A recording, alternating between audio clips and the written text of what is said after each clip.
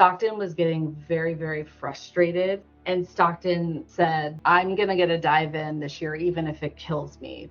Made me go, this seems like it was maybe a bad idea. It was pretty terrifying. It was very scary. I was really worried we were going to crush someone. Did anyone ever bring up to you Dive 80 where they heard the loud bang? No. You were about to hear a spine-chilling testimony from Dan and Courtney Kroymann. They were mission specialists, aka paid passengers from Dive 87. Now this was the last time that the Titan was seen making it back to the surface in one piece. However, on Dive 87, the Titan never even made it past 30 feet. Instead, it violently slammed into the LARS platform in rough seas for over an hour. Now, after hearing this testimony, I personally believe this was the breaking point for the Titan. Now, even more alarming, OceanGate never even inspected the hull for damage after this incident. Instead, they went out on the town for dinner and drinks and then set sail for the Titanic the next day like it never happened. That was the last time Titan left the port in one piece. At this point, I don't even know why I'm surprised anymore. Another thing to add to the stupid jar. Now this interview is long, but it is packed with insightful details and first-hand accounts. Keith Fawcett of the US Coast Guard asks excellent questions, and the Kroymanns paint a vivid picture of what was frankly a complete clown show. Now, I've added photos and videos to this interview for context, but this is 100% something you can just have on and just listen to in the background. We'll be breaking this video down in detail in another video, so join the dive team by clicking the subscribe button. Don't forget to smash the like, and without further ado, let's dive in. This is a joint investigation with the National Transportation Safety Board. The U.S. Coast Guard is the lead in this investigation. Today is Friday, December 6, 2024. The time is 1 p.m. Eastern Time and 10 a.m. Pacific Standard Time. We're conducting an interview with Mr. and Mrs. Kroymann via Teams, and we are conducting this interview to examine the events surrounding the loss of the Titan and the crew on June 18, 2023, which occurred in the Atlantic Ocean, approximately 435 miles south of St. John's, Newfoundland, in Canada. And you do not have an attorney with you, and that's fine. There's no reason in your case to have one. But what we're going to do is, if you'll introduce yourselves and spell your name for the record, and then we'll go around and we'll all introduce each of ourselves to you. Sure. Dan Kroymann. It's DAN KROYMANN. Courtney Kroymann, COURTNEY. Thank you. The Marine Board Chairman, sir. Good afternoon, or good morning, Mr. and Mrs. Kroymann. My name is Jason Neubauer. I'm the chair of the Coast Guard Marine Board investigation into the Titan, and I really appreciate your time today. Thank you. All right. My name is Keith Fawcett. That's FAWCETT, and I'm a civilian marine casualty investigator with the United States Coast Guard. Mr. Whalen. Good morning, Mr. and Mrs. Kroymann. It's good to see you again. My name is Lieutenant Commander Thomas Whalen. It's spelled WHALEN, and I'm the lead investigator for the Titan Marine Board of Investigation. Thank you for being here.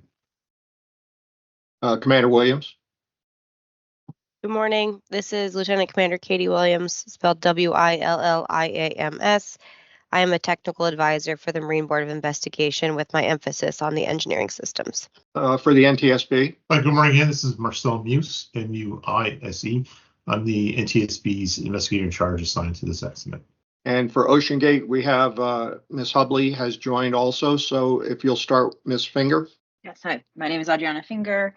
I'm an attorney at Double Voice, and we are on behalf of OceanGate, last name Finger, FINGER. And my colleague Hillary is also on the line. I'll let her introduce herself. Hi, as Adriana said, my name is Hillary Hubley. I'm also an attorney for OceanGate. We are here as party in interest, and my last name is HUBLEY, Hillary Hubley. Thank you.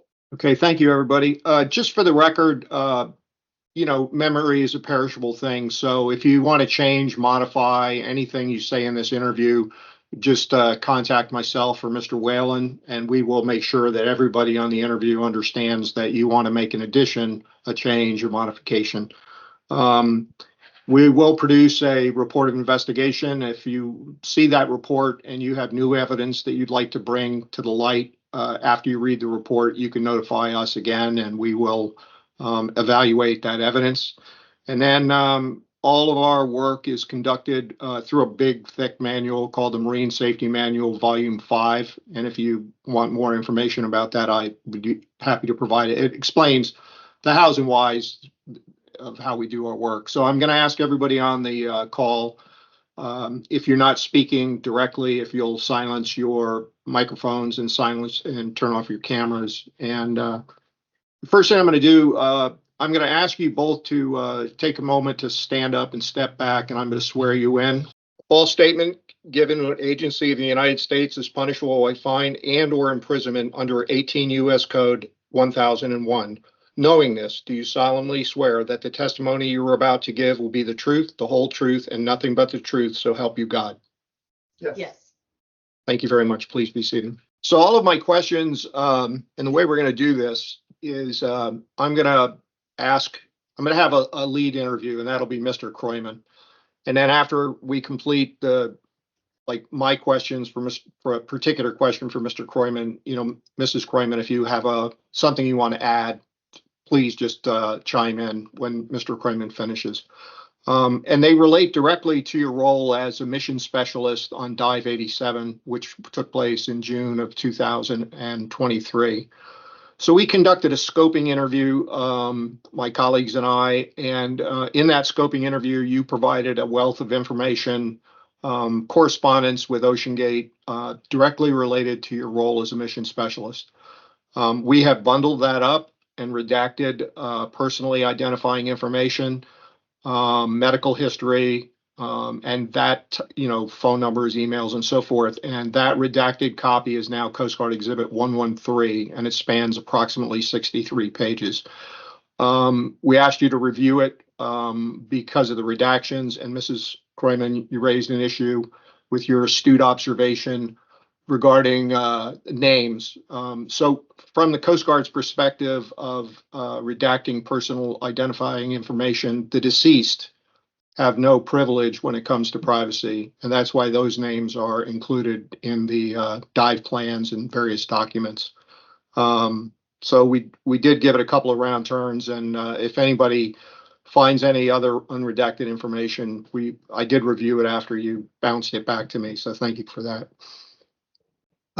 So what I'd like to do first, Mr. Kroymann, is to just give us a very brief thumbnail sketch of your background, who you are, and maybe why you generally were interested in an OceanGate expedition.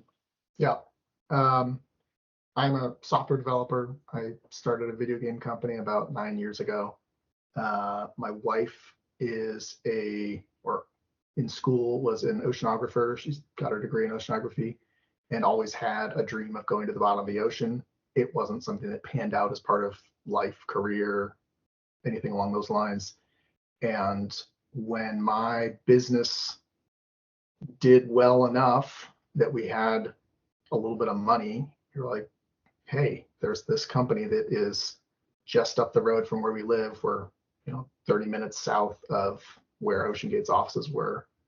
And we had heard through the internet that they were taking trips down to the Titan or down to the Titanic. And we decided to go up and see their office and check out the facility. And it was sort of the one splurge that we could do. It was sort of her life dream to see the bottom of the ocean. And it wasn't the Titanic specifically, it was just the bottom of the ocean that we wanted to go see.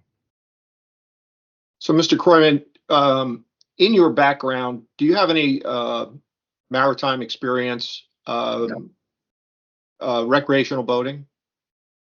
Not really. And Mrs. Kroymann, so you studied oceanography, and to do that requires, going out on oceanographic research vessels and small boats and stuff. Could you talk a little about your background in terms of as it relates to going out on the Titanic expeditions? Yeah, I have a degree in oceanography from University of Washington, and they have a pretty great program. So I have spent time on larger vessels, the Thompson, which is a large vessel, and done some other day trips and small trips to study. I studied sediment, deep ocean sediment. So I did a lot of research in that and was on small boats for that. Dan and I are also certified divers. So, yeah, I just, we ended up having kids, and I really wanted to experience what a true 10-day trip out in like a big research expedition would be like. And so that's why it was so appealing to us. So, Mrs. Kroymann, like you mentioned, the larger oceanographic research vessel for the University of Washington. Do you have any idea? Could you estimate about how large that vessel is? Well, it's the Thomas G. Thompson. So it's Dan's looking it up on the internet right now. But it is a large vessel. It's 274 feet long. Okay. It's helpful. According to the internet. Yeah. According to the internet. And it does have like places for you to sleep. And it's a fully functional research vessel that the UW has. And we'll talk more about this later, but the small boat experience that you have in your oceanographic background, did you operate a small boat at any time? No, it would be more like doing research as someone else was driving the boat. I was an undergrad, so I have my bachelor's, so I didn't go any further than undergrad oceanography. So the vessel, would it be fair to say the vessel had an operator and you were just doing research work? Okay, yeah. Thank you. So, Mr. Kroymann, for you specifically, you were a mission specialist. In your own words, how would you define a mission specialist?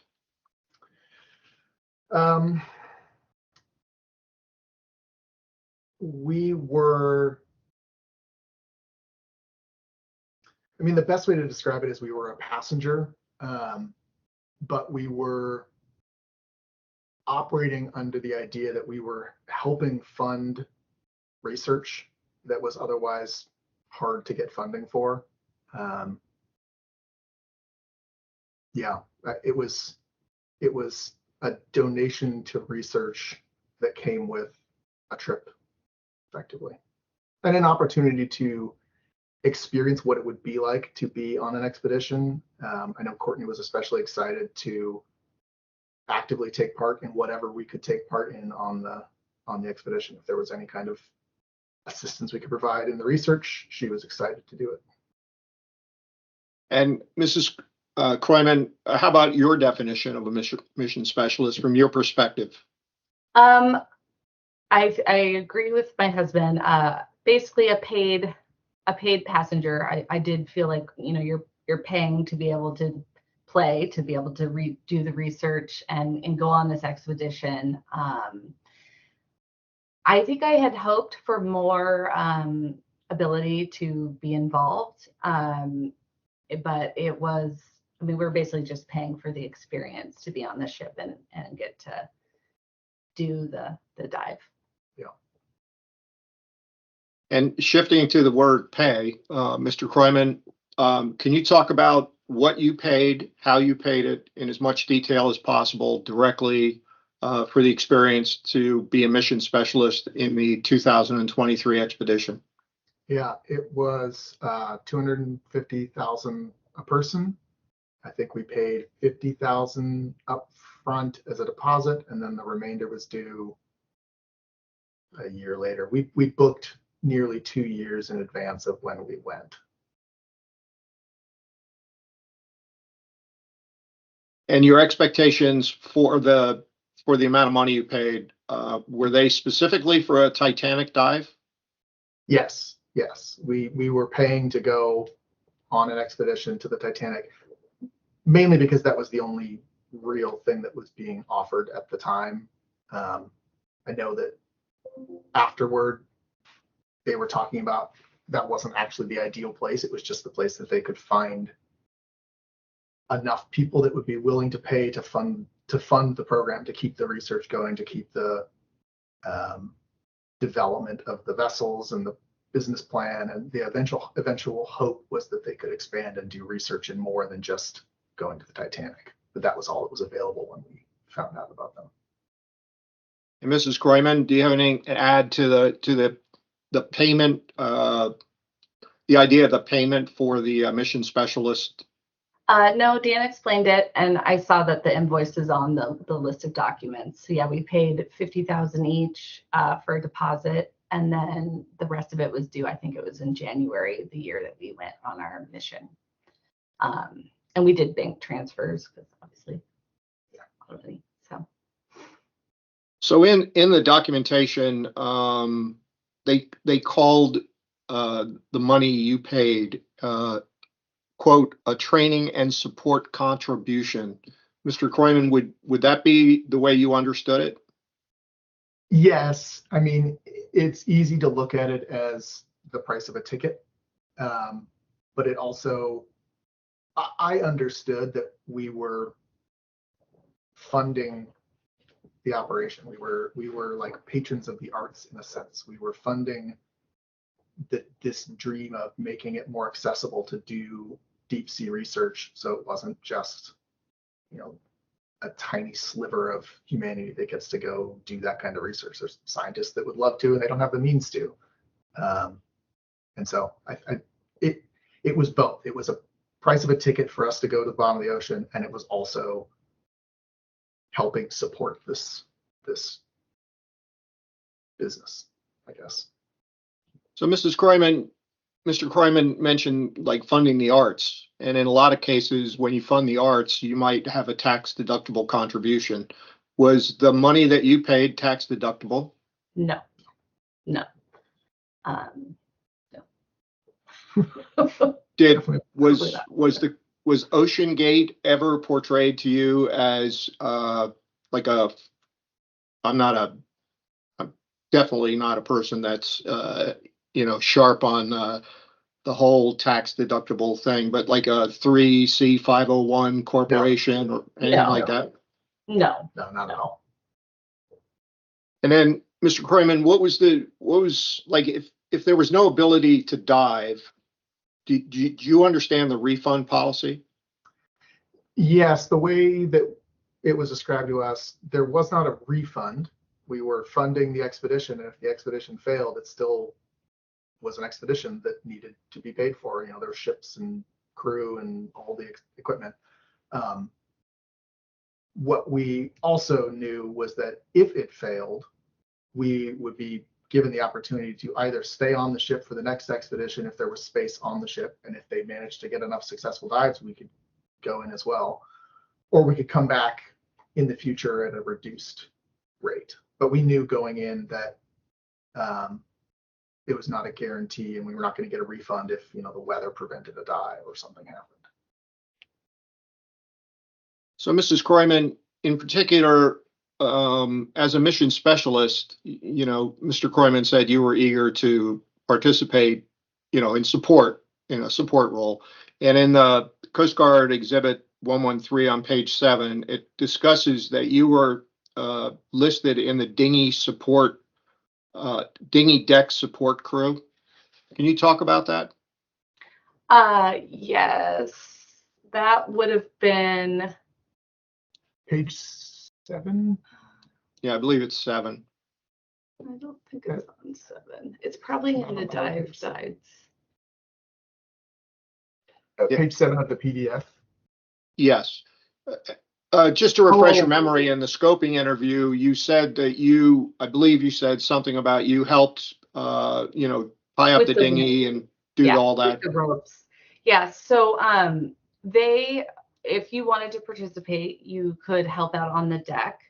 I did say in the scoping interview that I felt we did not have enough training, but I am listed there as one of the people that would help with the ropes. So when the dinghies would come in, they'd throw the rope, and we had to grab it and do I don't know what it's called, and connect it to the ship.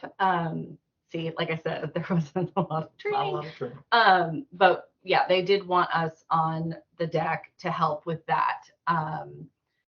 There wasn't, in my personal opinion, there wasn't They didn't have enough they, staff. there wasn't staff there, Yeah. so we needed to help, right? Yeah, So yeah, we would help with the ropes with that. And then focusing on that, continuing your story, focusing on that, did someone train you for that role?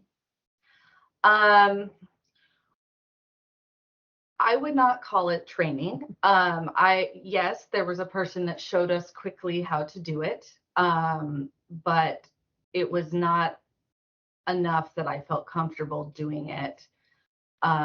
There were several other mission specialists or people on deck that had more experience, and I definitely let them do it and did not do things I felt uncomfortable doing.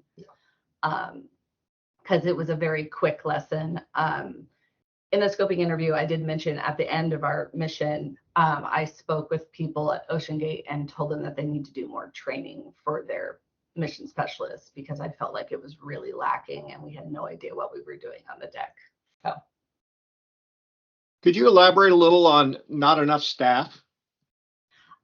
Well, it just felt like once all the jobs are given out, there were people in the dinghies, there were people on the platform, there were people running all the things, and there was maybe one OceanGate staff that was on the deck or a volunteer, and then it was basically the mission specialists.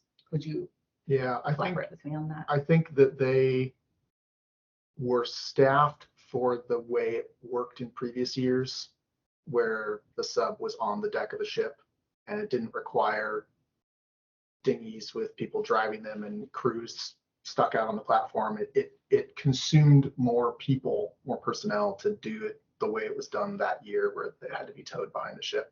And I think they just didn't have enough staff to make that really smooth. They seemed shorthanded. And Mr. Kroymann, so your wife described her support role as a mission specialist. Did you perform any support roles as a mission specialist to support the operation? Not really anything more than what she described. Because it was the sub was out on the platform, it wasn't accessible really, and there wasn't an easy opportunity to do any kind of to assist in anything. Had it been on the deck of the ship, we might have helped go, check the wiring for the cameras or whatever needed to be done. But because it was out on the platform and you needed to get into a survival suit and get on the dinghy and drive out there, it was just it wasn't something that I really wanted to go assist with.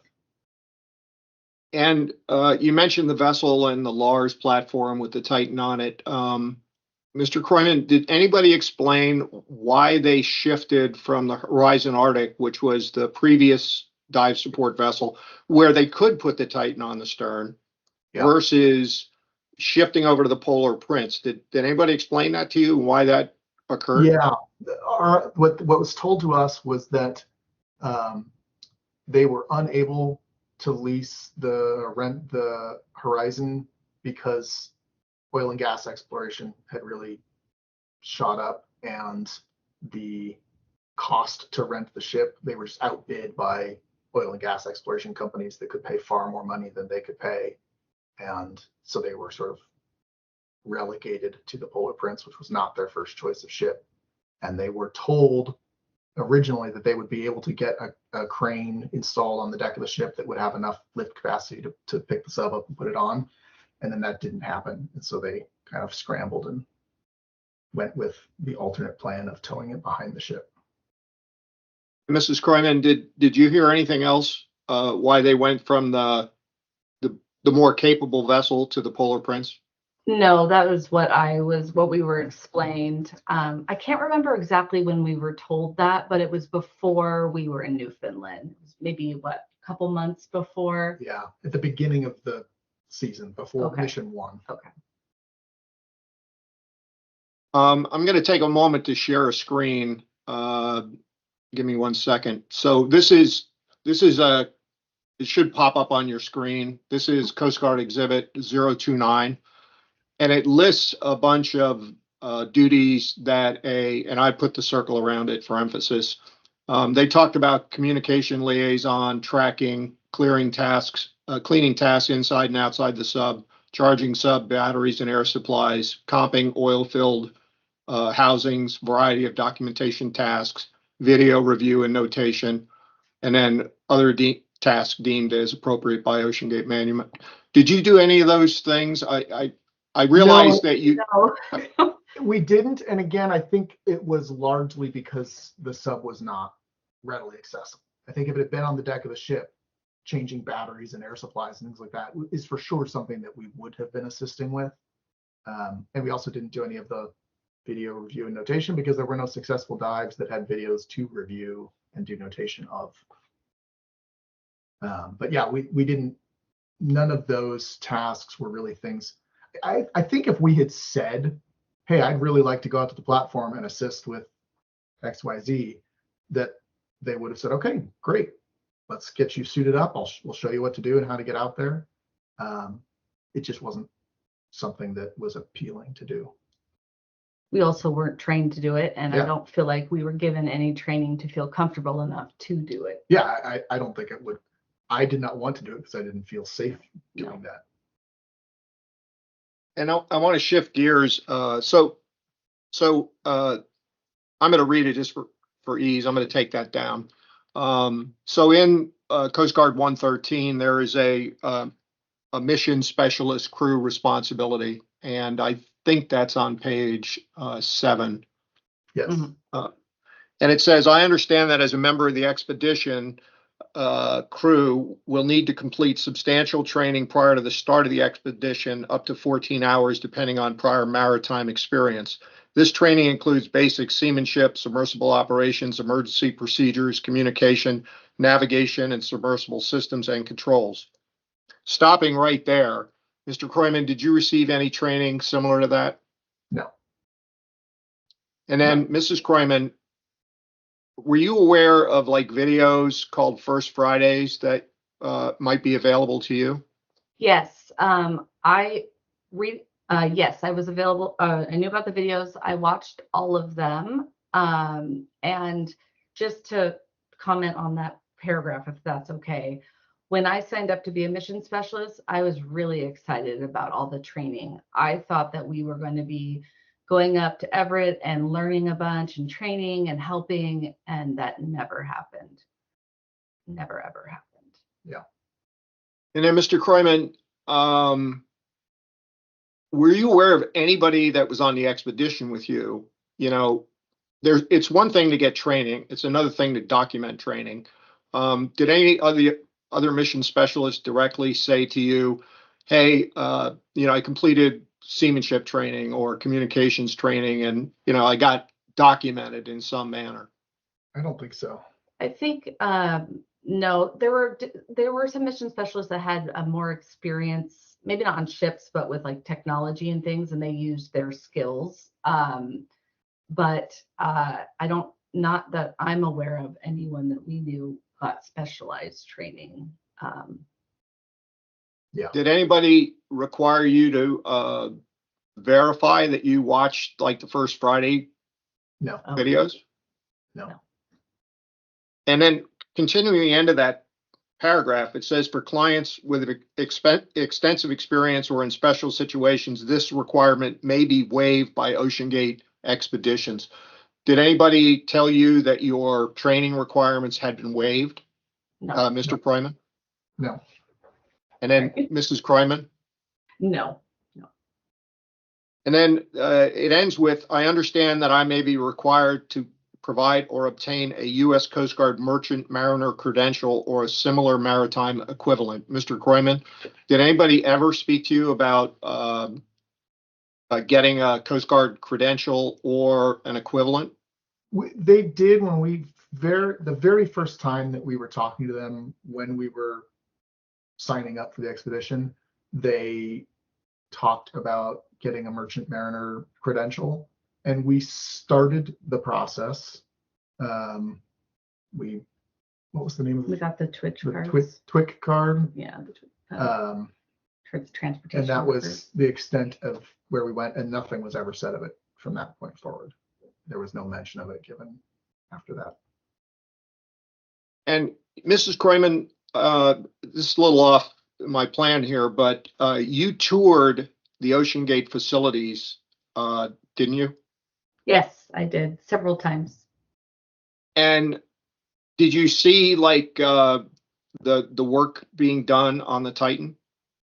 I definitely saw a workspace with people doing work on submersibles. They had is it the inner part of it out? They had like two of those, right? The two of the inserts. I did not see people directly working on the Titan, but there were definitely people. It looked like a working workshop. Yeah. Yeah. And we sat in the Titan one time inside, and then I also sat inside of it once when I was in the parking lot in Everett as well. And Mr. Kroymann, what was your just overall impression of the facility and the workspace, cleanliness, orderliness? If you have an opinion about what you physically witnessed. I don't have a really strong memory of it. What I do remember is that it felt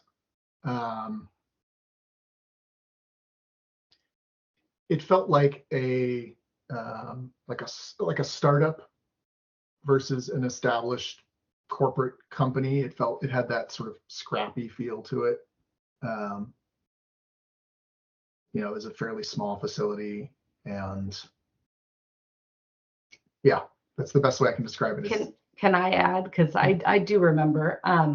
I thought it was impressive. It did look like a startup in terms of it wasn't, fancy offices or anything, but it looked to me like a place where innovation was happening and people were creating interesting things. And as a former student, like, it excited me to be able to see that. And when we signed up in 21, I was really hopeful that we would get to be involved with, getting it ready to go to St. John's and that type of stuff. I even helped do they had a school program for a while teaching about educating students about ocean stuff. And I did a couple presentations for them. I was super excited to be involved with them, and it just kind of dropped off before we actually sailed. Wouldn't you agree? Yeah. Yeah. I'm going to show you document you may not have seen. It's Coast Guard Exhibit 009, which is a job description of a mission specialist, which has been used in the hearing. It discusses, and I'll just make it brief, mission specialist's color vision. Mr. Kroymann, did anybody ask you about your color vision? I don't remember. I don't think so, but I don't remember. And Mrs. Kroymann? No, although I don't remember what was on the medical form. So it may have been listed there, but I do not remember verbally being asked about my color vision or any of that stuff. And we'll talk about the medical questionnaire in a minute, but it discusses your hearing, your hearing capabilities, and it talks about, communicating in English, and a mission specialist must be capable of reading and speaking English well enough to read, understand. Did anybody, Mr. Kroymann, come to you and talk about your ability to hear, listen, and so forth? No. And how about you, Mr. Kroymann? No, but we did an in-person interview with Stockton, sat in the Titan as he explained everything. So obviously they would have known that we can understand and speak English. We had a multiple hour conversation at the site. So when you say the site, are you talking about in Everett, Washington? Yes, in Everett, yes. Okay, thank you. And now we talk about the, pull that down. We talk about the medical questionnaire. So you received, Mr. Kroymann, the medical questionnaire, and you self-certified the answers to the questions in the questionnaire. Is that correct? Yes, I believe so. And same for you, Mrs. Kroymann? Yes. And so the questionnaire asked you about physical physical, I'll say your medical fitness for different things, and there was some areas that discussed medications that you took. There were areas that all self-certified. When you got on board the Polar Prince, as I understand it, there were at least one medical doctor aboard. Mhm. Yes. Yes. So yes, there was a medical doctor, Mr. Kroymann. Yeah. Did the medical doctor? Excuse me. I think there were two actually, because there was. Yeah. They were overlapping on their stint. So, Mr. Kroymann, did the medical doctor sit down with you when you got aboard the vessel and validate the information that you provided in the self-certifying questionnaire? I don't think so. Did anything happen that first night? No. Yeah, I don't think so. So, Mrs. Kroymann, No. The only thing that we were told was that if we have seasickness, that they had seasickness pills for us, but there was no sit down and go over our medical stuff and make sure that, that there was no. So in the documentation provided by OceanGate, they were saying that there was alcohol on board the vessel. Did you see anyone on board the vessel? No, in fact, I think we were told the opposite. We were told that the ship was dry, that there was no alcohol at all on the ship. And that's what my experience was. I never saw alcohol anywhere. Mm-hmm. And Mrs. Kroymann, you? No. Okay. I was told it was a dry ship. Yeah. So I might have missed something, Mr. Kroymann, but in the information that you provided in the documentation that was sent to you by OceanGate, and it was a substantial amount of information, over the months leading up to the expedition. Did they send you a waiver of liability release? I don't. I mean, I probably. I don't know. I emailed everything that they sent me, so. Yeah, if it was. Do you recall? I don't remember. No. And Mrs. Kroymann? I filled out every form they emailed me, and often reminded Dan to fill them out. And I everything that I had in my email I sent over. So I know we signed a contract which also had liability when we signed up for it. Yeah. So the liability release form, and perhaps Lieutenant Commander Whalen can find that, and we'll display that to you for the most recent expedition. But it talked about the this might refresh your memory, Mr. Kroymann. It talked about the experimental nature of the submersible voyage, that it was new technology, that the loss of pressure or could result in catastrophic failure, which was inherently very dangerous to life. It talked about age, like that you're going to be 18 years old by the time you sign this. Does that help refresh your memory, Mr. Kroymann? I definitely remember that when we got on the ship, one of the first things we had to do, I think that first night that we were on the ship, was read and sign a document that sounded just like that. And I think we also had seen a similar document, 2 years earlier when we signed up. I for sure was aware that it was an experimental sub, that there was, lots of risk of catastrophic failure and death, and that was not hidden at all. We knew that. And just to be clear, Mr. Kroymann, when you said you, to your recollection, I believe you said that you signed it when you got on the ship, the night you got on the ship. So was the ship underway? Yes. Had we left that? Oh, yeah. Yep. Yes, Okay. we had left. Yeah, it was done at the 7 p.m. They have meetings at 7 p.m. and 7 a.m. every morning, and they did it at the 7 p.m. meeting. Yeah. We were aware, though, before we got on the ship that we were going to sign it. Yeah. on the ship. And so it was almost kind of like, oh, we got to sign our waivers. Yeah. But yeah. And I feel like I remember somebody, possibly Stockton, saying, you know, if you don't want to sign it, that's fine. You just won't dive. You'll stay on the ship. And now I'd like to turn to the actual expedition that you were on and leading up to Dive 87. And Mrs. Kroymann, how did OceanGate identify the dates that you were going to go? Like, talk about that process, if you would, a little bit. So it was based on you got to pick which mission you wanted to do based on when you booked.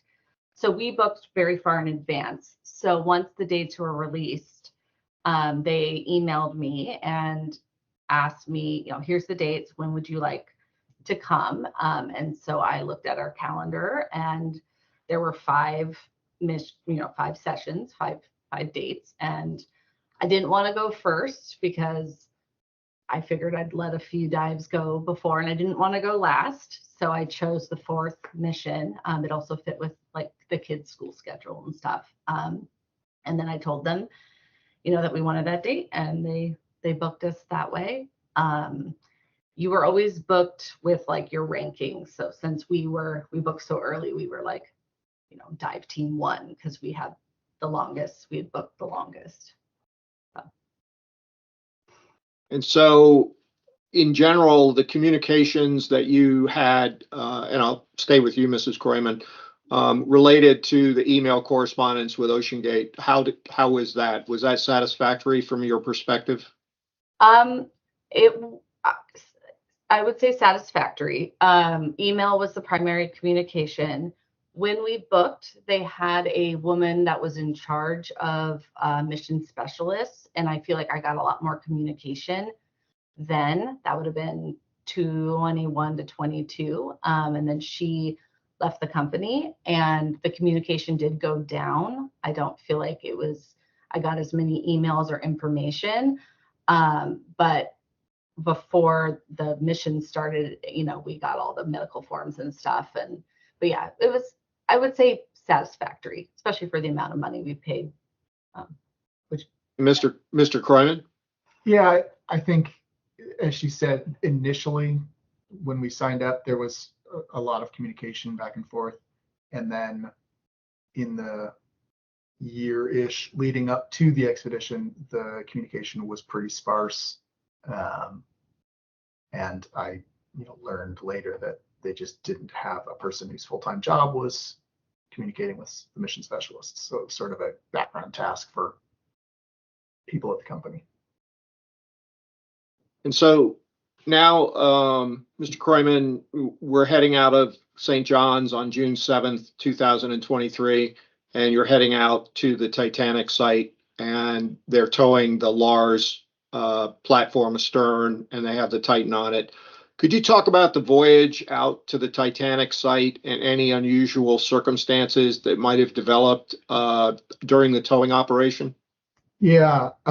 So first off, we didn't actually ever go to the Titanic site. The weather over the Titanic was bad enough that they didn't want to go in that direction. So we went to the edge of the continental shelf to try. Initially, we were going to go to some island, and they couldn't get permission from Canada to do it. So we decided instead to go to the edge of the continental shelf and try to do a dive in an undersea canyon. On the way there was a day when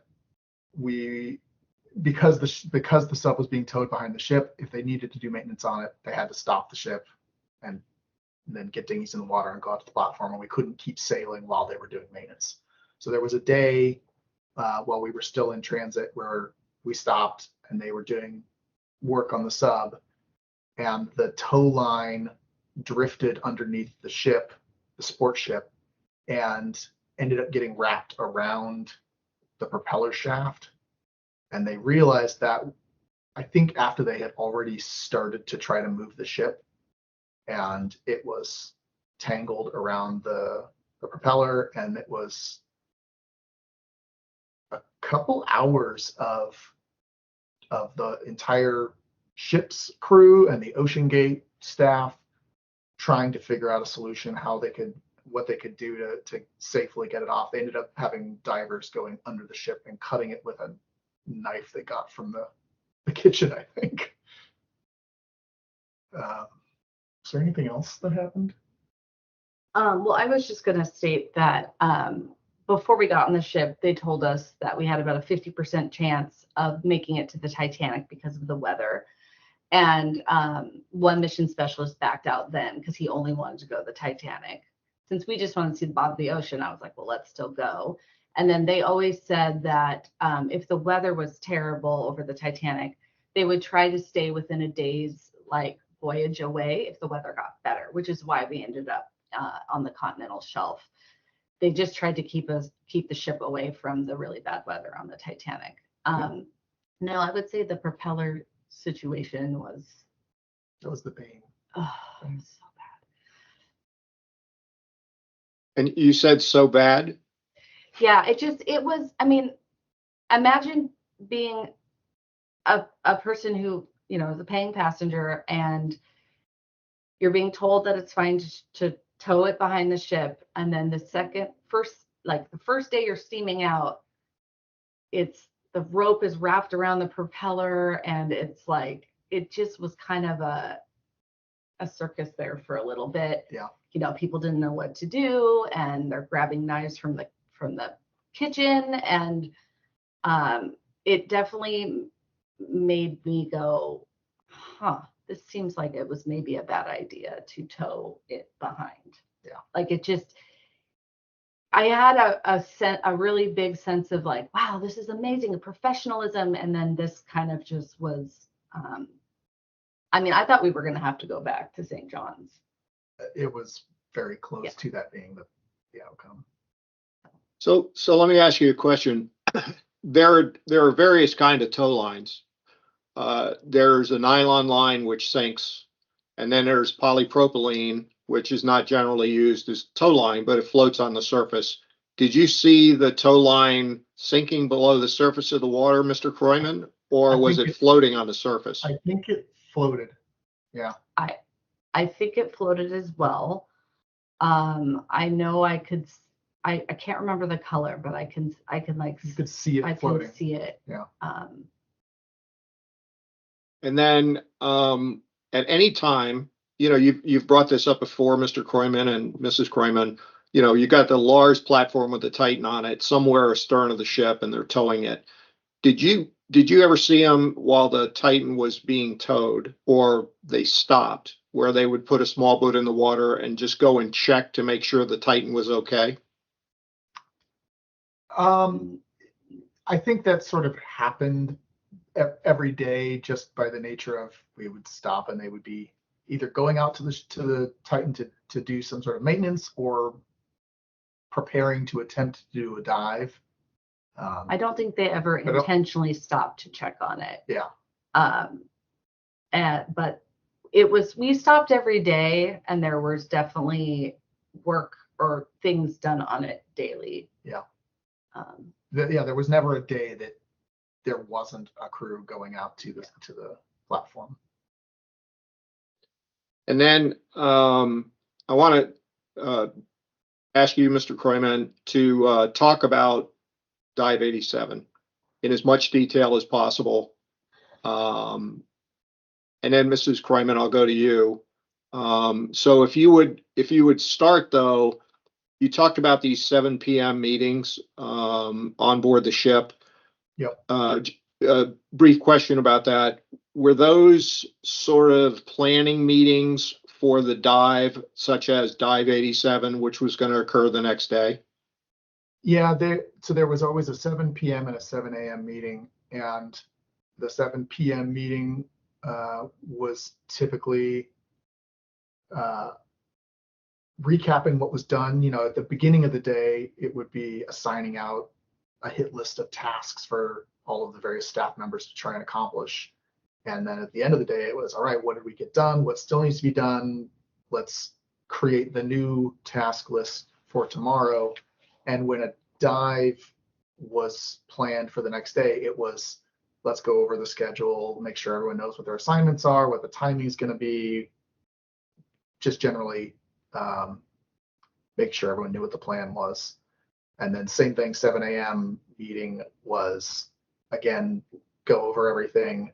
They have a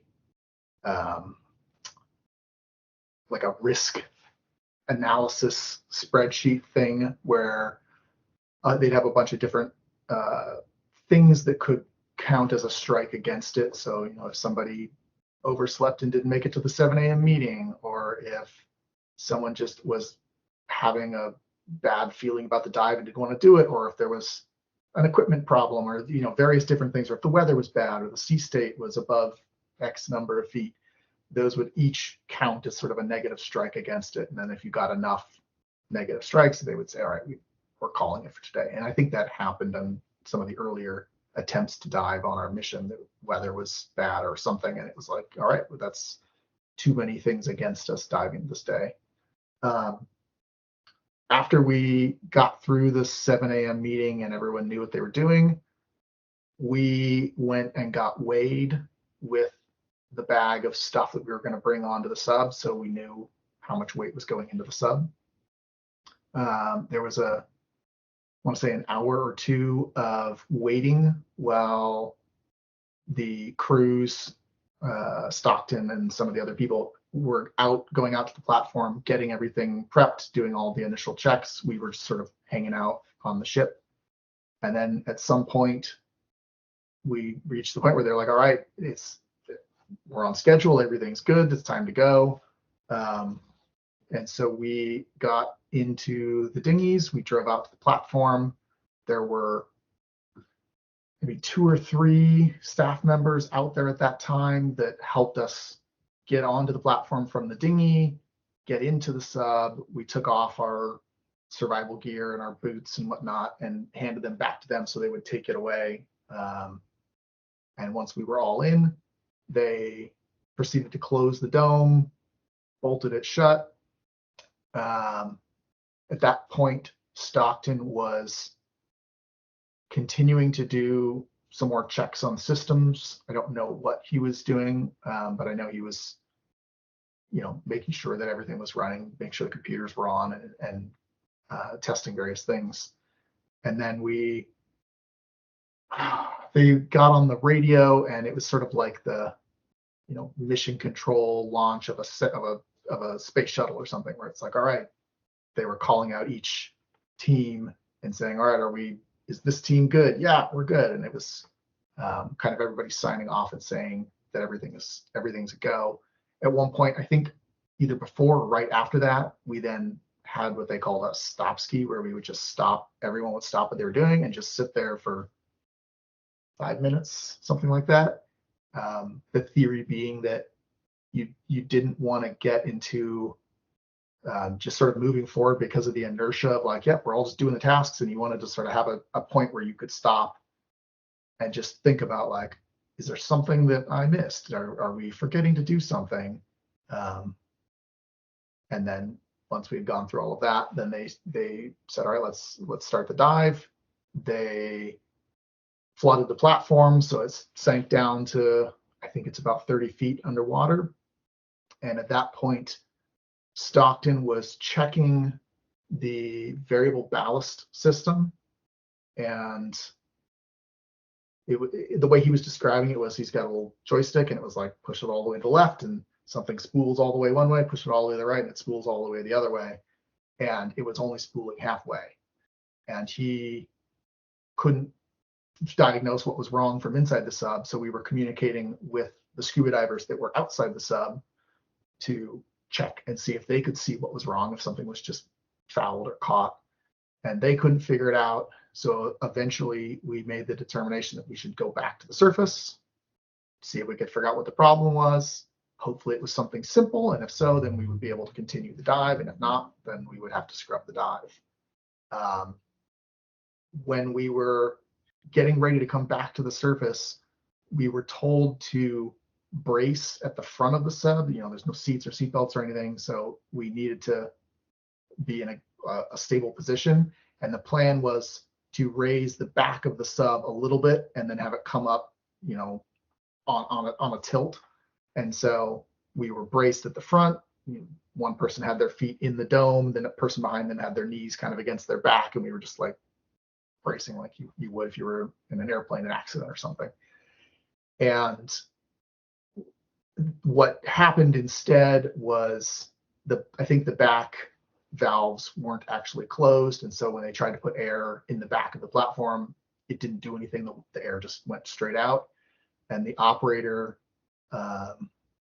did not stop and say, "Hey, something's wrong. Let me get on the radio and let's figure out what's wrong." He said, "All right, well, let me try the front one," and eventually just, full throttle hit all of the levers, which caused the front of the platform to flood with air. And so we were all braced at the front, and instead it just shot back at easily a 45-degree angle, it felt like, and very quickly went to the surface, which caused us all to go tumbling.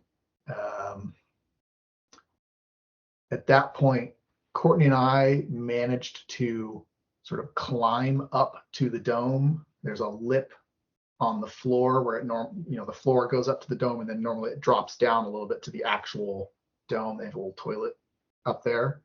And so we were reaching to the lip of the floor where it drops down into the dome, and we kind of climbed up into that, and we were sitting in the dome with our feet kind of dangling down the floor toward the back of the sub. Stockton was at the very back with his back resting against the back wall, sort of feet up the floor. I think Dr. Ross was standing on the back wall, lying on the floor next to him, and the other mission specialist was kind of upside down in an awkward position that he was unable to get out of for the duration of the time we were there. We were floating on the surface for at least half an hour, maybe more. My sense of time is very wishy-washy in there. I couldn't really tell you how much time went by, but it was not a comfortable experience. The waves were causing the platform to go up and down, and the locking mechanism that holds the sub onto the platform isn't really designed to hold it at an angle. It's not, they're not expecting gravity to be pulling it one way off of the platform. And so it was not holding well. It started to, I don't know if it was starting to break free or what.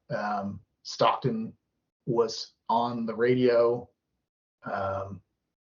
getting increasingly frustrated and upset that they had not managed to get the sub level again, and in the interim get it tied down. He was saying somebody needs to go get the motorcycle straps out of the shipping container and just like tie us down. We're gonna break free if somebody does not do something. He was getting quite frustrated, and the sub, because it was starting to detach from the platform, it would periodically lift away from the platform on a wave, and so you get a little bit of a sense of, all right, we're free floating now, and then it would come back down pretty hard on the platform. It was jarring every time it happened, so you'd feel when it started to float free, and you knew what was coming, and you'd kind of brace yourself, lift your back off the titanium dome so that you didn't hit back on again.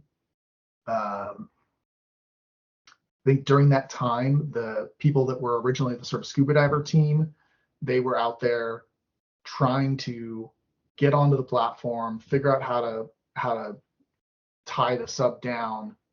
From our perspective, it seemed incredibly dangerous. I think we were able to see out the dome window. The rest of the people in the back couldn't really see what was going on, but we were looking out the window watching, and I was very worried that somebody was going to get crushed by the sub, that they were because they were trying to get on the platform. It's at an angle, it's slippery, the waves are causing it to go up and down, and the sub is periodically lifting off and then slamming back onto it. That was frightening. Eventually, they figured out that it was that the valves in the back were open, and they were able to close the valves, put air in the whole platform, leveled it. And then it was, wait for them to open the dome, get back in the dinghies, go back to the ship. And now obviously at that point, the dive was done. We weren't gonna attempt to dive anymore that day. Mrs. Kroymann, what are your what insight can you provide for Dive 87 from your perspective? I was gonna say Dan did a good job of most of it, but Dive 87, it took 4 days of canceled dives before we actually had a diving day. So for 4 days, we would prepare to go diving the night before. They told us not to eat much food because we were going to be in the sub for, a long period of time. Then we'd wake up at 7, and then they'd be like, oh, the weather, we canceled it. Or, oh, we have to do mechanical work, we canceled it. And so that continued until the day where we actually were slated to dive. When we had to go from the dinghy, or like from the ship to the dinghy to the platform. The way that you got into the dinghy was they had a metal stair, like a ladder kind of thing that you would step off. And it definitely was lifting and changing probably about 8 feet, I'd say. You had to time it just right. And I know that I just kind of belly flopped into the dinghy very gracefully. And then when we got to the platform, it's a small space. The platform is not a large space. And so they kind of rammed the dinghy up onto the platform. And then we had to kind of jump off. And then they helped us get all of our survival gear off. And then we jumped into the Titan from there, or walked into it. You didn't really explain the locking process. So, before they did the countdown and stuff, we of course got into the Titan when they were ready to seal the dome. They, used the hydraulic levers to close it and did all the bolting. And then Stockton, they did the pressure thing. Right, yeah. And at that point, Stockton told us we were the 5 safest people in the entire planet, that a nuclear bomb could go off and we would survive. But then we would not be able to get out. So he would slowly turn off the oxygen and we would all fall asleep, which was not very comforting at that point. And then we started to do the dive. They did the countdown. They brought us down 30 feet underwater, which was awesome. I was so excited. And then there was the issue with variable ballast. I found it interesting that they did not have a way to communicate with the divers inside the sub. We had to find a piece of paper to scribble on the window. A whiteboard or something would have been a way to communicate with the divers better, because it was does anyone have a piece of paper? And then we're scribbling, and then we're putting it in the window, and the divers are looking at it, and then it would. Yeah, the radios that we were using for communication on the surface. Well, the divers don't have a radio. They don't, but yeah, we would. So then they decided to bring us up because they were going to fix it and we're going to go back down. And Dan, you did a good job of explaining it for the most part, but the Titan is only attached to the platform with 2 pins in the back. So when we came up, we were like this. Let's your phone as an example. So the phone is the Titan. We were like this. And then anytime we hit a wave, the 2 pins, it would lift and then it would slam back down. Lift and slam, lift and slam, lift and slam. And I don't know if this is true, but I swear Stockton said that one of the pins had broken off. Yeah. And Dan and I were seated in the dome. So every lift, it was bone jarring. Very, very not pleasant. I was like this inside. But let me just stop you there. So using Mr. Kroymann's phone, you because this will be a transcript. Sure, of course. It was similar. The hinge, the 2 pins formed a sort of a hinge. Yes, right? And they were at the back of the ship. So the dome's up here. and this is the Right. back of it. So the hinge was at the pins were at the rear of the Titan, and when it was arcing down towards the platform, the upper portion of the Titan was moving in an arc attached by the pins and hitting the platform. Would that be correct? Yes, that would be correct. Yeah. Okay. And The Please back continue. stayed in contact and the front would lift free and then come Right. back down. yes. And being the two in the front of the Titan, we obviously felt it the most. And we could look outside the window, which Dan said, and it was pretty terrifying. I wasn't scared for myself because I felt safe inside the Titan, but the people outside on the platform, it was a small space. There was water. They're trying to use these straps to get us under control. It was very scary for me. I was really worried we were going to crush someone. So, Mrs. Kroymann, in addition to the, sort of the vertical slamming down on the platform, did the Titan on the LARS roll or yaw towards one side or the other, or did it stay? It's not really on a horizontal plane, but did it sort of roll to one side or the other? So I think that is why they thought a pin had broken. We never fully rolled or anything, but we were definitely there was a lot of upward movement and kind of sideward movement. But it felt more up and down than side to side. But yeah. I remember, I think Stockton was the one that said one of the pins let loose. Yeah, but I don't actually really remember it rolling. So if it did, it wasn't enough that it stuck in my memory. I really just remember the up and down, and I don't remember ever feeling like we were tipping to one side or the other. There was definitely movement though. Like I said, we never fully rolled or anything. The big thing was when it first happened and we all tossed like laundry on the inside. It was. So talking about the impact between the Titan and the platform itself, did it make a noise like it was, metal hitting metal, or was it? Could you describe the noise it made? It was a crashing noise. Yeah. I mean, there would be the lift of the air. You would lift, you'd feel the air, and then there'd just be like this, Yeah, I don't know how to describe it other than very heavy metal hitting very heavy metal. That's the best way I can think of it. It was. Yeah. Not. Would either of you suspect that the impact that you experienced would potentially cause damage to either the LARS platform or the Titan submersible?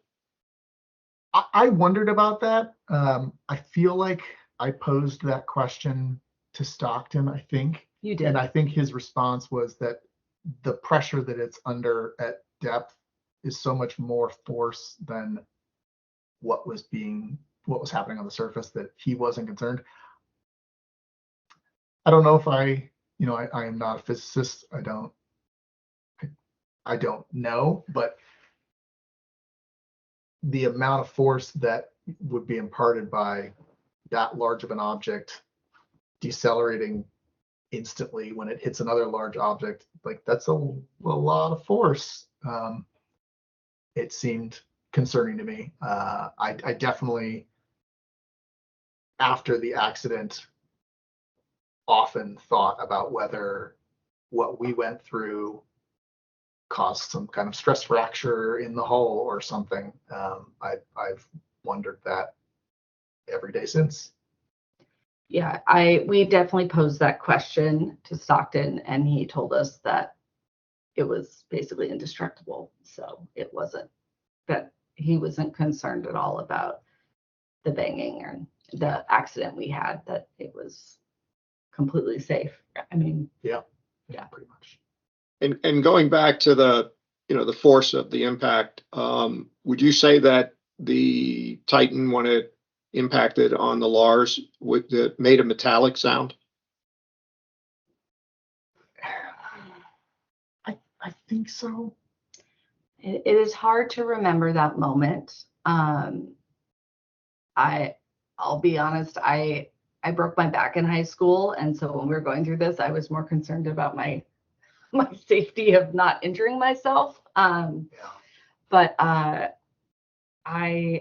it definitely made a noise. I can't say if it was metallic or not. Yeah, and I also can't, sound does not travel through the hull of the Titan. Well, if somebody's outside it trying to talk to you, you're not gonna hear what they're saying. I don't remember if for sure if it was a metal on metal sound. I think so. I just remember it being loud and very, very jarring. Very just like bone jarring every time it happened. Very bone jarring. So, Mrs. Kroymann, taking you back to the preparations to begin the dive, were you in a position where you could see Mr. Rush, the submersible pilot, doing his preparation to commence the dive? Only once we were on the platform. So he went out ahead of time. Like we took a picture on the deck, did all of our weighing, and then he got on one of the dinghies and went out and did a bunch of stuff. And then when we finally came onto the platform, then he was already in there doing preparation while we were in there. Yeah, we didn't go out to the platform until it was time shortly before when they would have been ready to dive. And so all of the preparatory work happened while we were still on the ship. Did at any point on Dive 87, did Mr. Rush, the submersible pilot, reference the real-time acoustic monitoring system, which, as I understand it, has sort of a display on the computer which allows the submersible pilot to monitor the health of the hull through acoustic sensors? No, not during the dive. It was talked about in either the 7 p.m. meeting or 7 a.m. meeting, or at some point it was referred to a couple of times while we were on the ship, just in discussions.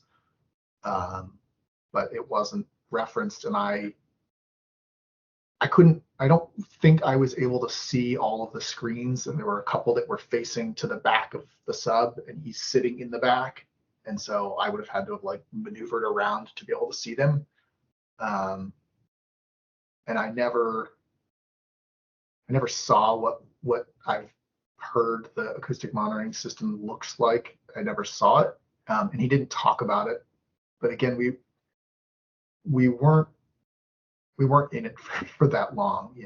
We did when we got in, it was probably only 15 minutes from when we got in to when we were ready to submerge, and the variable ballast problem was discovered fairly quickly after we got down to 30 feet. So there just wasn't a lot of time for it to have come up, but it did not come up in the time that we were in there. Yeah. No. So you didn't see it? Is that what you? No, I didn't. And he didn't really show us.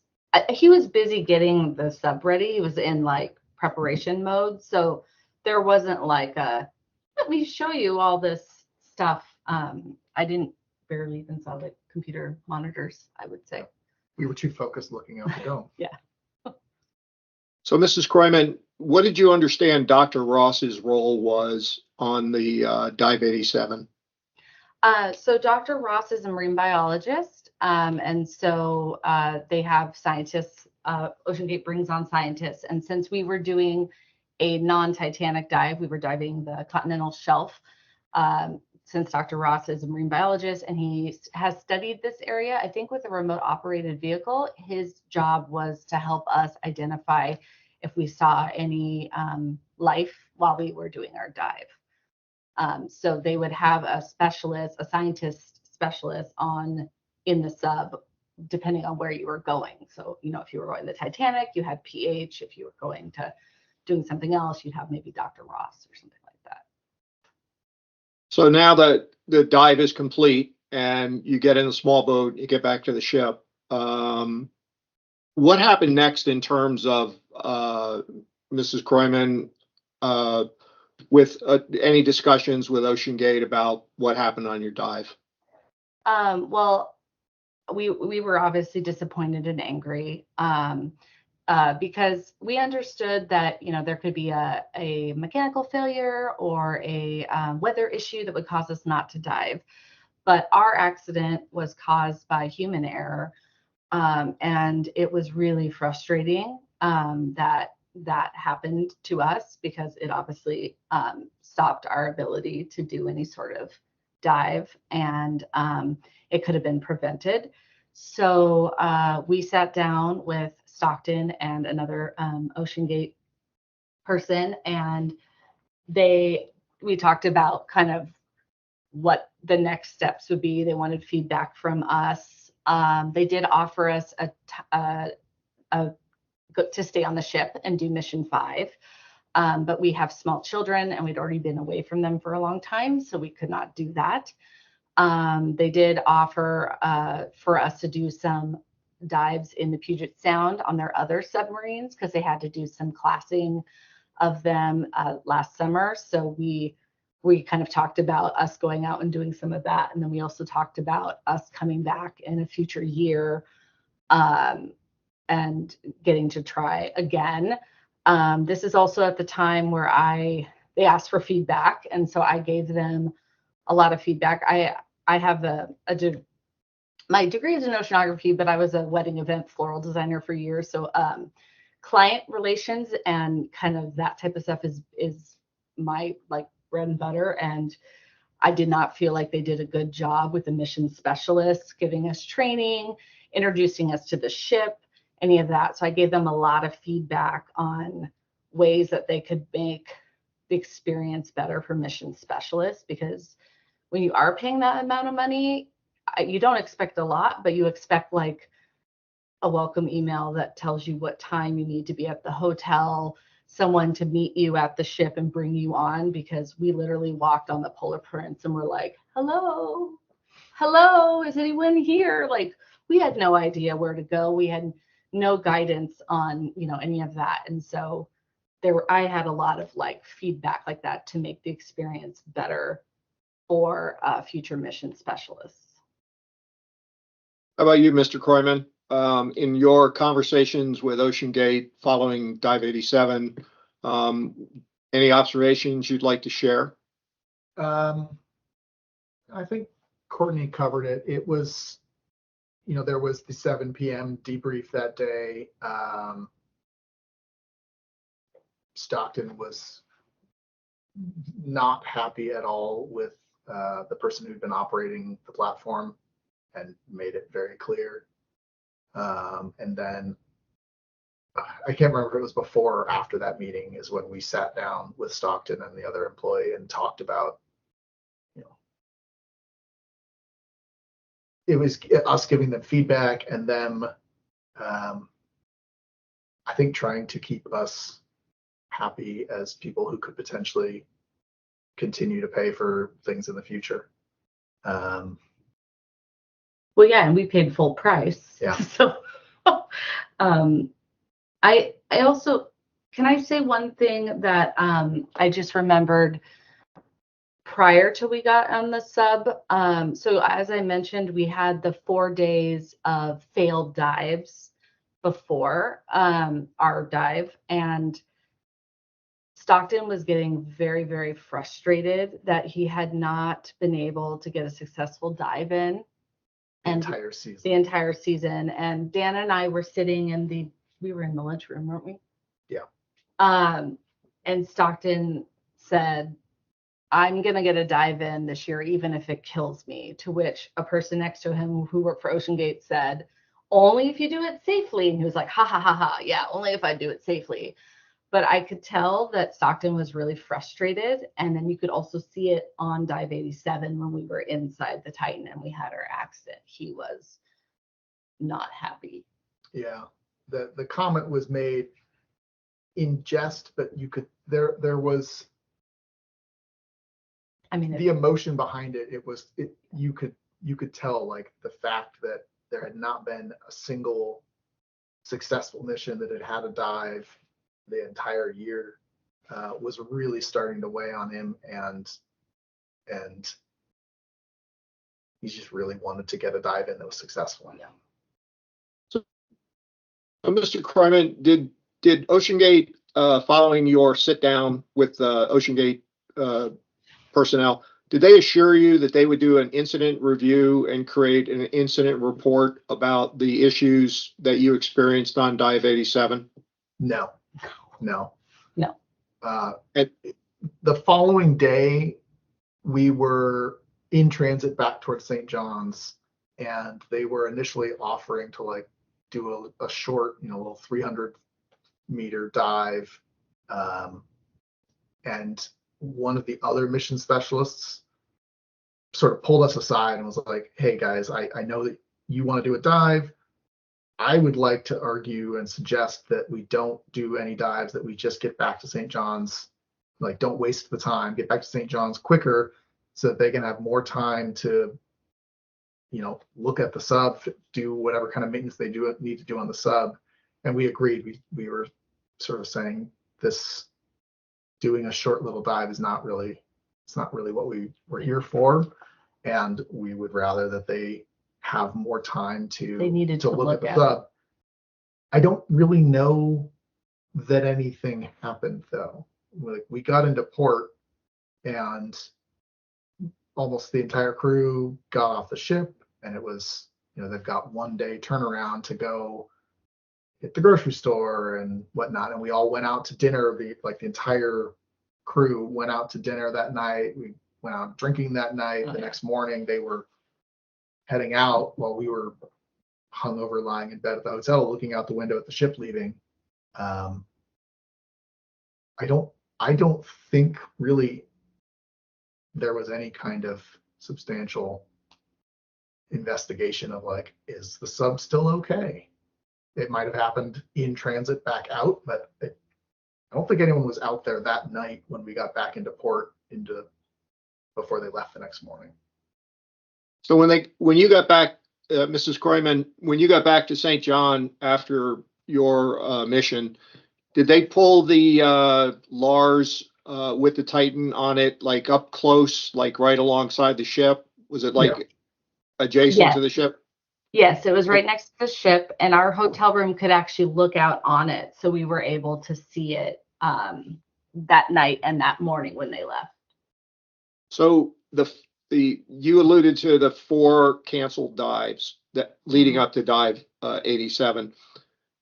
You're a mission specialist. Did somebody explain what the mechanical problems were? This is for you, Mrs. Kroymann, with the Titan that prevented diving, so you could be assured that the Titan was fully ready to go when you got in it as a mission specialist on Dive 87?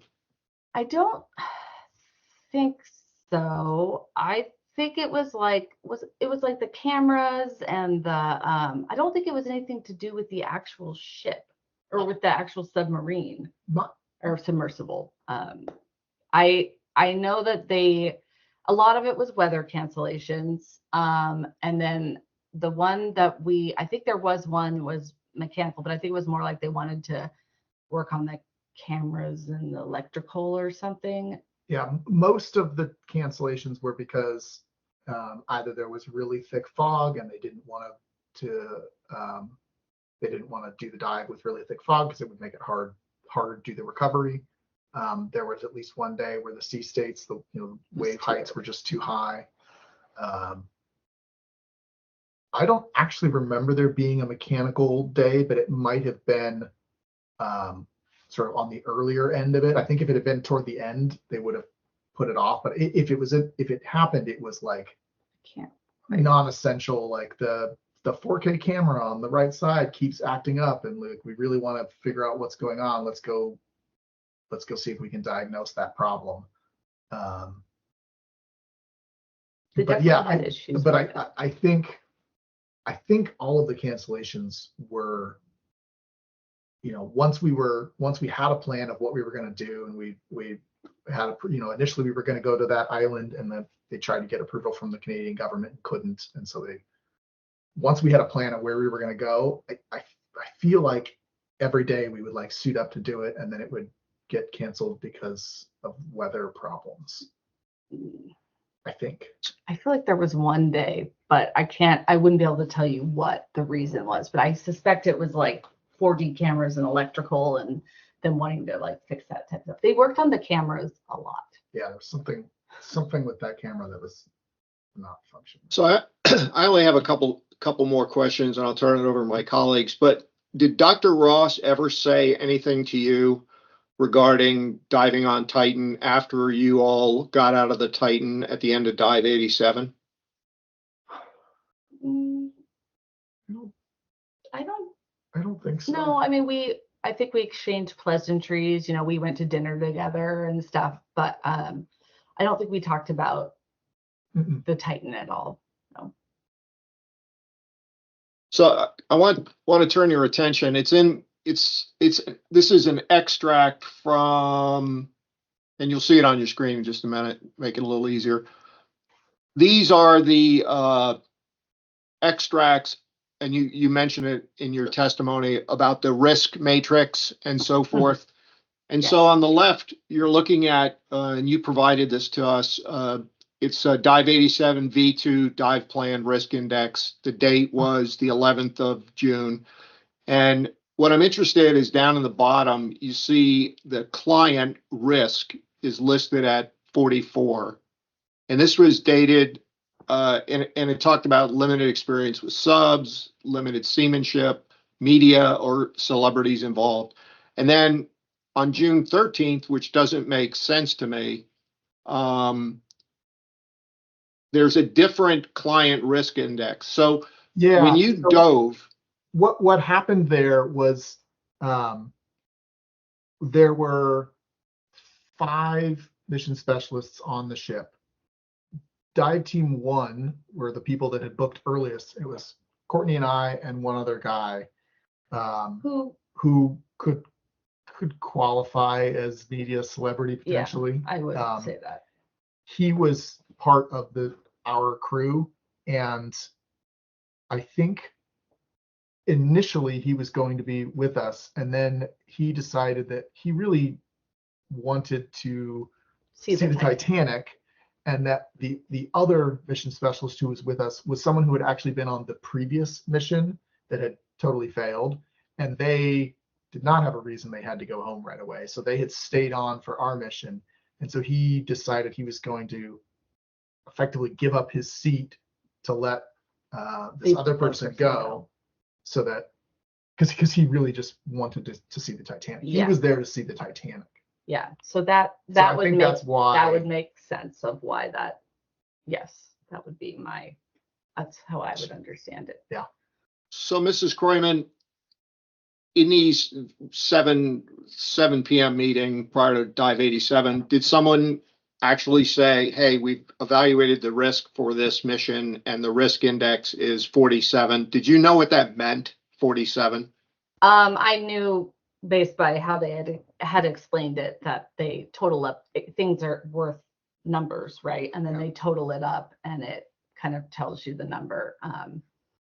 And yes, we went over that the night before the dive and in the morning, I do believe as well. Yeah. I know there wasn't ever a like a direct explanation of this is a number that would be considered a cutoff. It was, I think we were aware that this process was happening, but I don't think we were like fully plugged into these exact specifics of it. We knew that there was a scoring matrix. We knew that they were adding things up to calculate the risk, and that combined with the sort of 3 strikes thing would be used to decide if they should call off a dive. And this is my final question before I turn it over to Mr. Neubauer. Did anybody ask you, Mrs.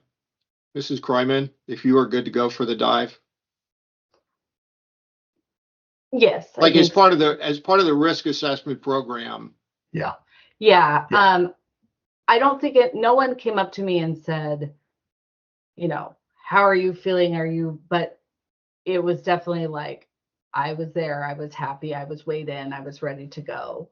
And you were expected to tell them if you did not feel ready to go. Yeah, I feel like there was some sort of actual question asked. I mean, it was very obvious that I was But yeah, excited. we were all, after 4 days of not being Yeah, able to dive, I we were all mean- very excited and ready to go. I thank you both. I'm done with my questions, Mr. Neubauer, and I'll be standing by. Thank you, sir. Thank you, Mr. and Mrs. Kroymann. Thank you, Ms. Fawcett. Thank you, Mr. and Mrs. Kroymann. And I anticipate we have probably another 30 minutes or so to go. Would you like to take a break, or are you good to continue? I'm fine. I'm okay. Yeah, we're okay. Okay, thank you. Well, let's go to the NTSB. Mr. Muse, do you have any questions?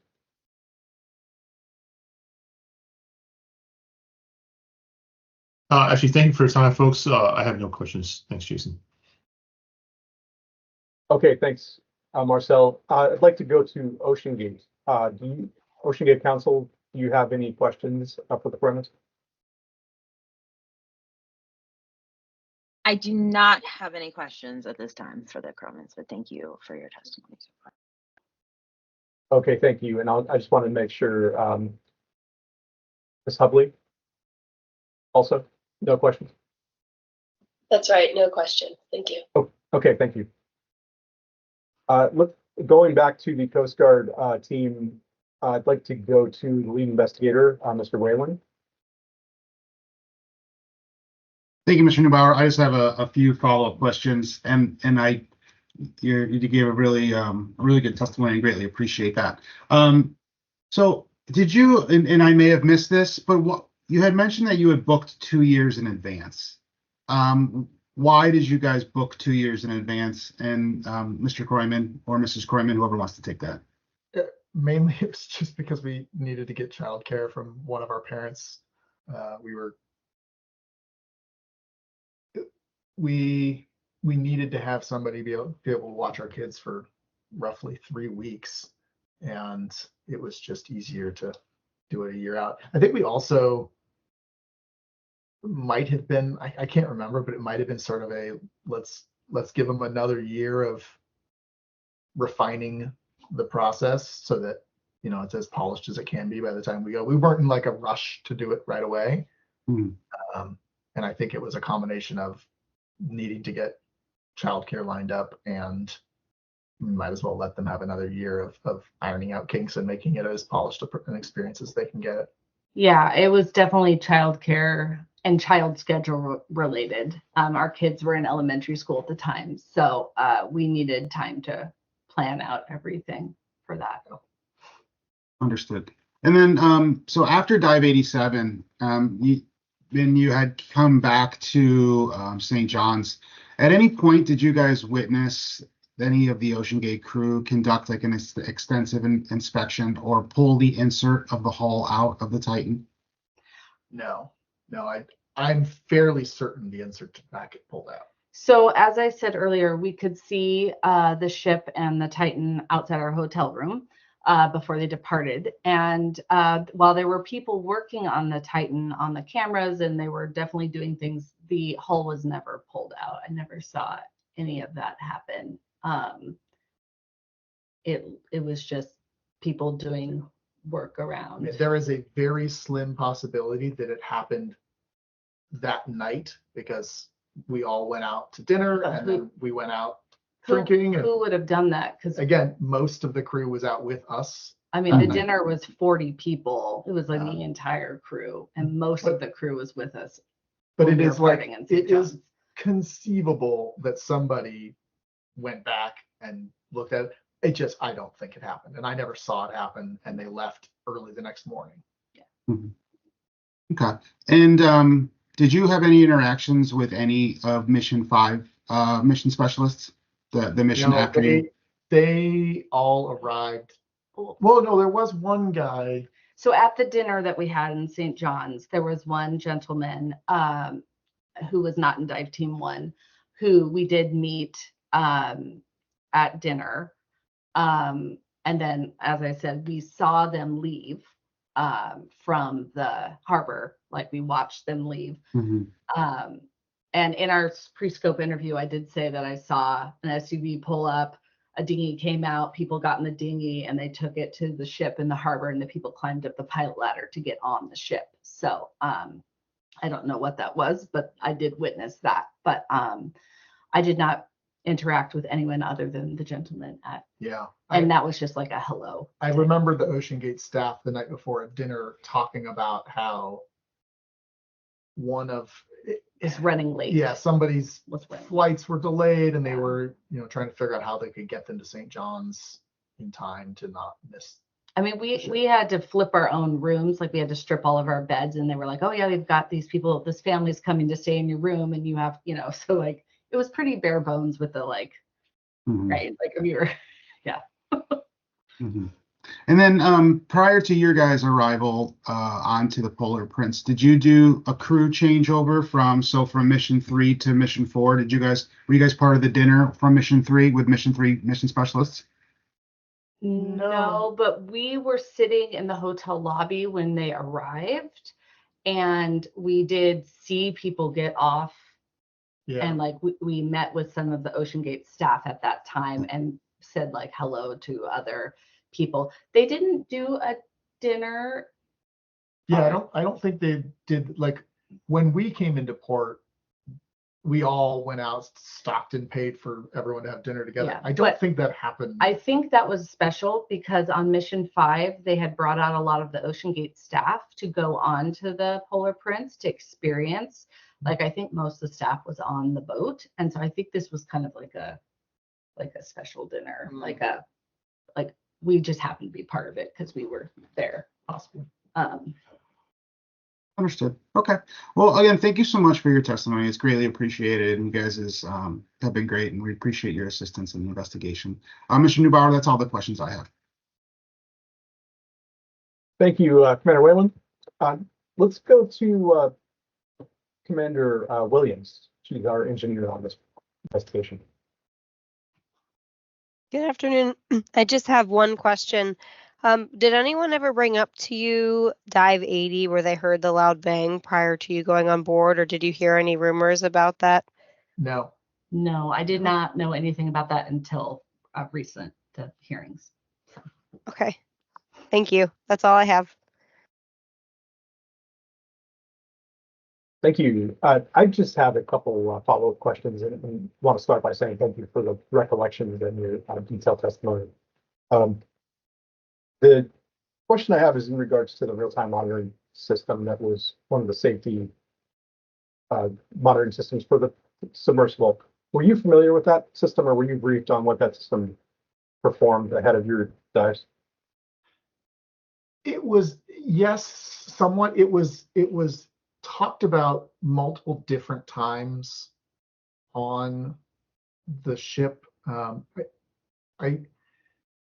don't think we were like the specifics of exactly what it's doing and how it works wasn't covered, but the concept that there was a system that was listening that would hear early warning signs of carbon fiber getting stressed that would alert the pilot and give you a chance to turn around and go back before it got to a point where it was actually dangerous. That was how it was described. And I know that Stockton had a lot of faith in that system. He I think that he believed that was all that was needed in order to be confident that the hull was solid. I would say, just to add, that I knew that it was a safety feature, but I had no idea how it actually worked. I just knew that the hull had some way of telling you that maybe you should turn around. But I did not know anything about it. I didn't even realize it was listening to the carbon fiber until recently. So, Was it your understanding that system was fully functional?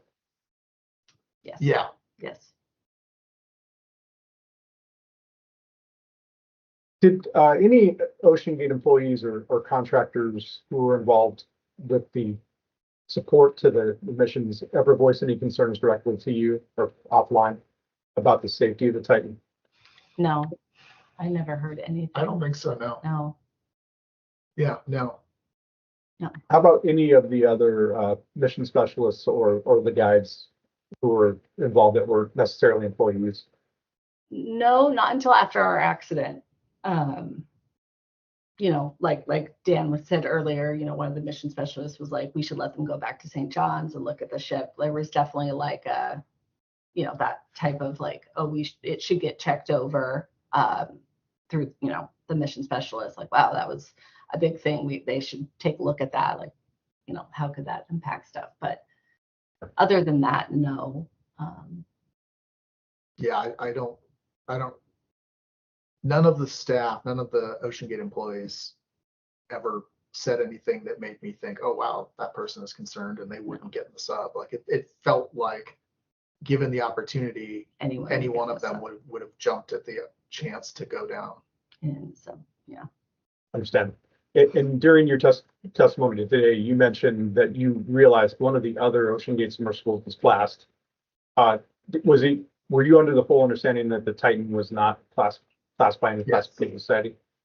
The sort of way that we understood it, the way it was described from Stockton, was that the design of the Titan was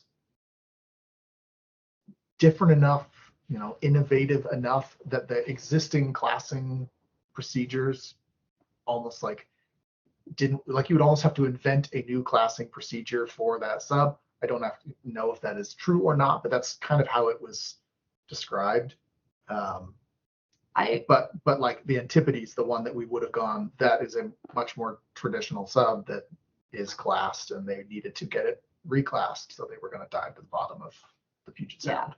I may have been naive, but I know that there are very few vessels that are able to go to the depths of the Titanic. So I was kind of under the impression that they all were experimental in some ways, in terms of like there's not that many of them, and a lot of them are created by, you know, a small group of people. I don't think I quite realized how controversial the design of the Titan was at the time. I think we both were sort of thinking that every sub that can go to that depth is kind of a one of a kind, essentially experimental, because there's no other sub that's built exactly like that one. It's not like they're stamping them out in the factory somewhere.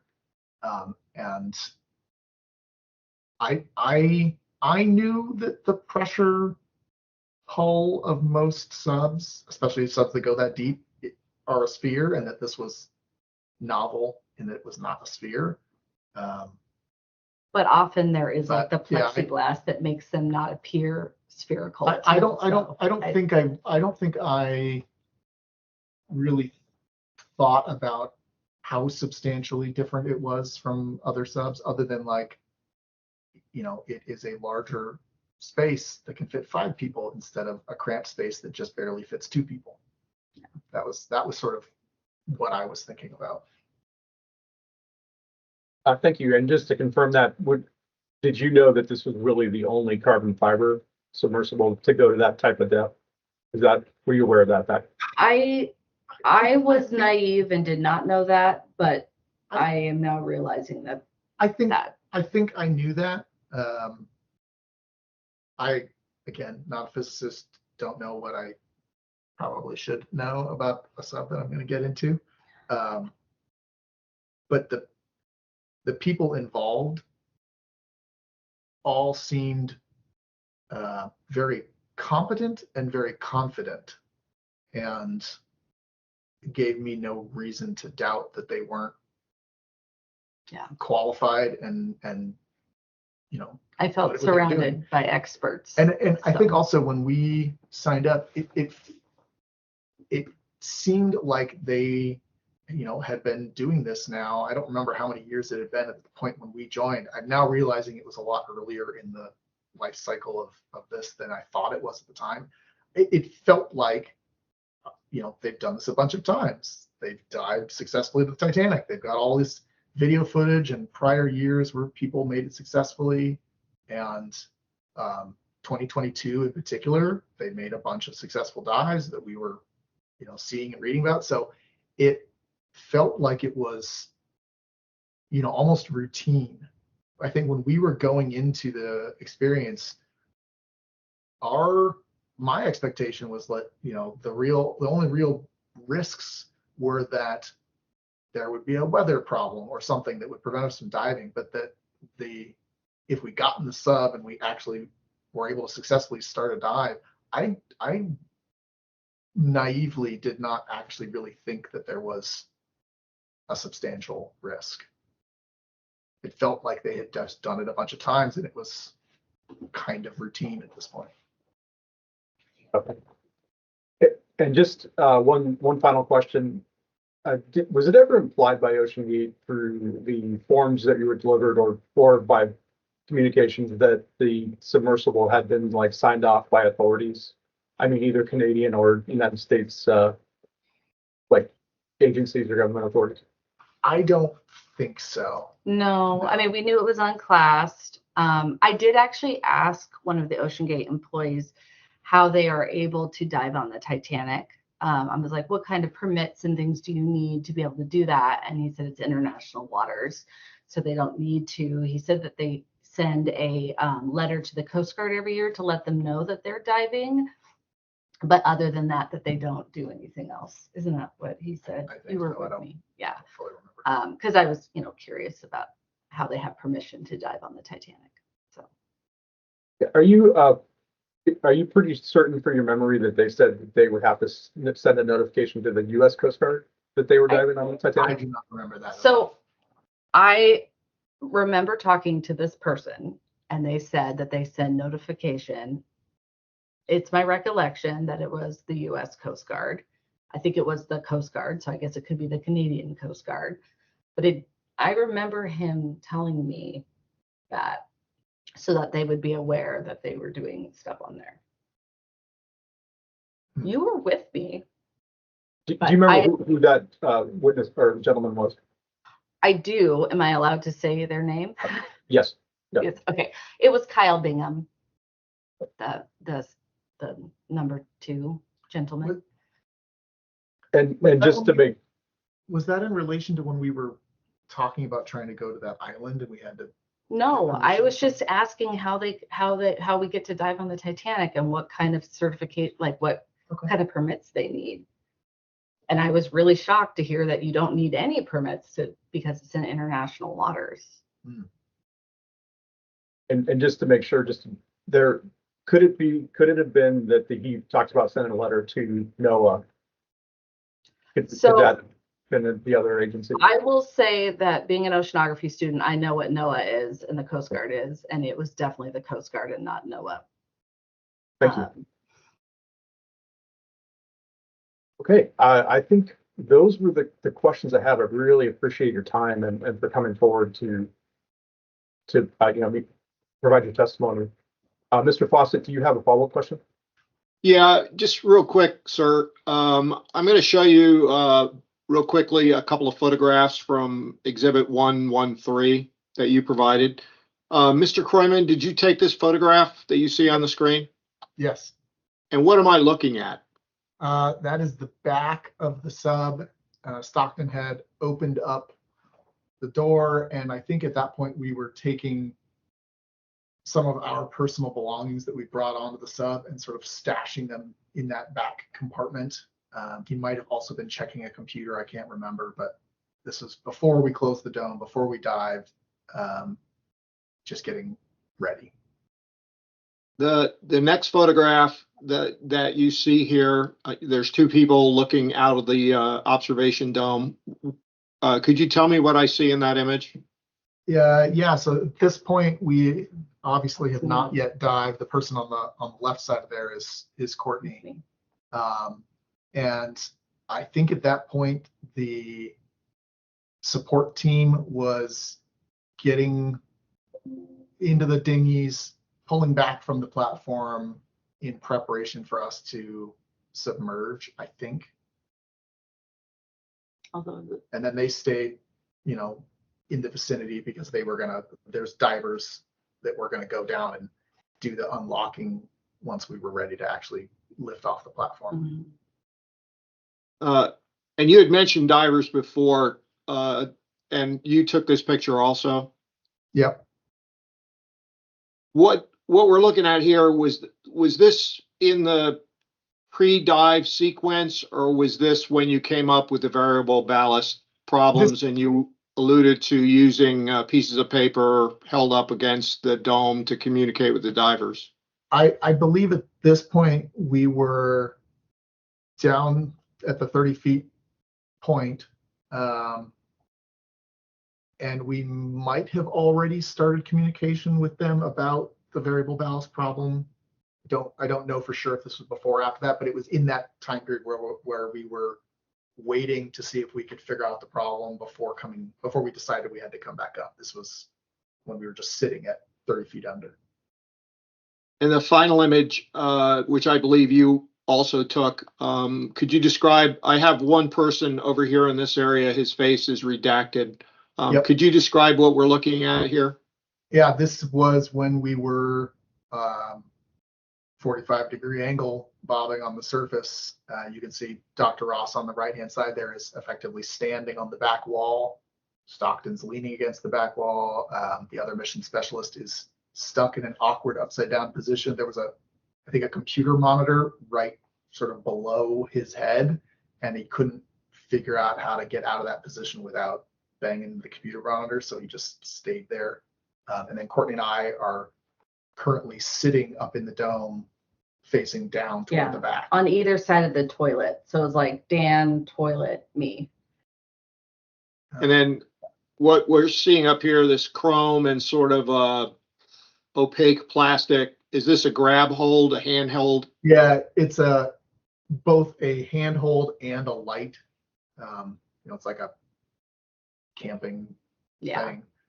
That was really the only thing to hold on to when it tipped. Initially, I was holding on to one. Courtney and I were on the right-hand side of this picture. My knees braced into her back, and we were both holding on to that handle.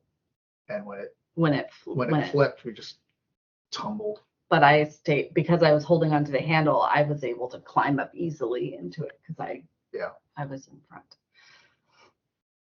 Thanks again for the information you provided to this investigation and your interview today. And that's all I have, Mr. Neubauer. Thank you, sir. Thank you, Mr. Fawcett. At this time, I'd like to ask anybody who has any additional follow-up questions to unmute. Okay, I am seeing none. Mr. and Mrs. Kroymann, thank you again. Is there anything that we haven't asked you today that you'd like to offer to the Marine Board this time? I don't think so. I said everything that I... Yeah, I think we covered it all. Okay. Well, thank you again. We will stop the recording and conclude the interviews at this time.